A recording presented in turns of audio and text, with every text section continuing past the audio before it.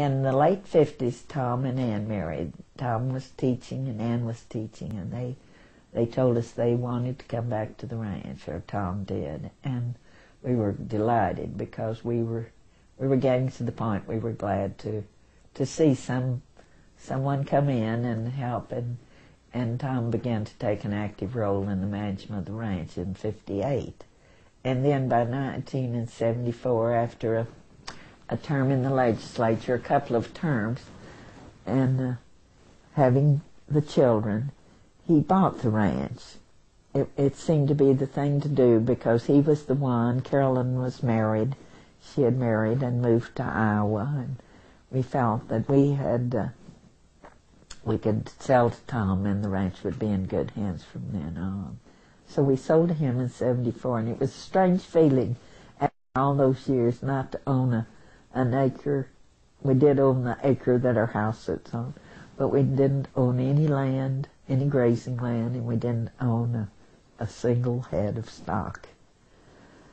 But it has been a different story. The times have changed. The feedlots came in, and the beautifully farmed Herefords, all looking alike, were replaced by cattle that were mixtures of many, many bloods that would grow faster and fatter and or maybe leaner to make better beef for the consumer.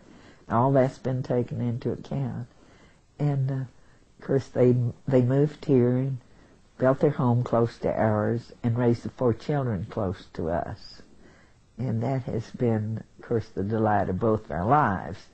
Terrell was never happier than he was when he got grandchildren, and he spent so many hours with them and thought this has just got to be the best time of life, which it was. About the late 30s, we did get interested in bringing in more in game. We knew we had some deer in the canyon, and we had the usual raccoon and the little ringtail cats that I wish we knew more about. There are a lot of things I wish we knew more about now that the learning time has passed. I think of the opportunities I've had to learn archaeology and the opportunities to learn everything that grew from experts that came in here. I guess I was so busy pleasing them with food and coffee and something to eat and a bed to sleep on that I didn't think I had that time. But Newt and Harold spent lots of time going to Austin. Terrell and I wrote the letters, and we contacted men that were in high places in our, what was then called the Game, Fish, and Oyster Commission, and that in turn led to men on the federal level because some of these animals had to be secured from the through the federal government. And this is the way that worked. We would alert them that we were interested in receiving some plants, as we call them, whether it be antelope or deer or aoudad sheep later, or just what it would be. And they would send their biologists up to look over our canyon land and see what we had in the way of forage that they could live on, what our grass would carry, and according to their habits, whether we could make habitat for those animals or not. We did have little deer in our canyon, but the men wanted some mule deer in here. They're larger and make a nicer trophy animal. And whether they envisioned what was going to happen or not, I don't know. But we worked on this for years and years, and we spent lots of time being hospitable to men from Austin and men from different parts of Texas and men from on the government, federal level to look over our land. And I know then would come the day we would sign our papers and say, we will agree to look after these animals. We will give them a place to live, and we'll not allow any hunting, and we'll do all of this and that, and sign these papers. And then would come the night that we get, or the day that we get something in, and the little antelope were the saddest of all creatures, because they are built with those tiny little hoofs, and when they'd load them down around Alpine. Well, it's a long drive from the Big Bend to the Panhandle, and then we'd all gather in. Tom would bring his friends from school. If we knew they were coming at night, he'd have someone come spend the night with him, and Carolyn would too. And we'd all get up in the middle of the night and go out with the lights on their cars and shine them, and they'd turn these little creatures out.